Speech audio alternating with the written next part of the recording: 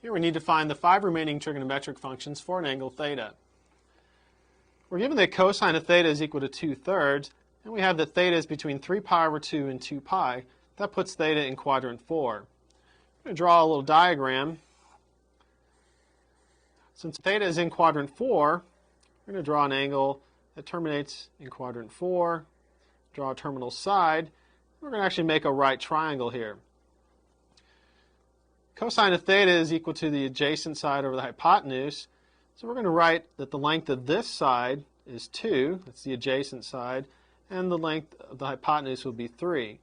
From the Pythagorean theorem, we know that the remaining side should have a length that's the square root of 5. When we find our trigonometric function values, we need to remember that theta is in quadrant 4, because that's going to affect whether the result is positive or negative. We're going to use this as our reference triangle. So we want to find the sine of theta. Sine is the opposite over hypotenuse. So we'll have the square root of 5 over 3. But in quadrant 4, sine is negative. So sine of theta must be negative square root of 5 over 3. Tangent of theta is equal to the sine over the cosine. So we'll have negative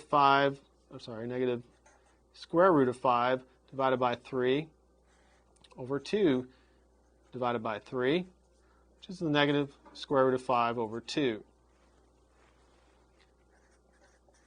Secant theta is 1 over cosine theta, so we'll have 1 over 2 divided by 3, which is equal to 3/2.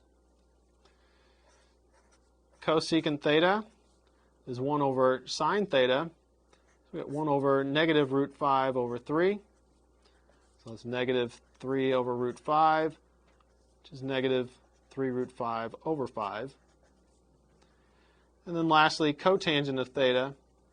Cotangent of theta will be the cosine over the sine, and if we put in those values, we'll get that cotangent of theta is negative 2 root 5 over 5.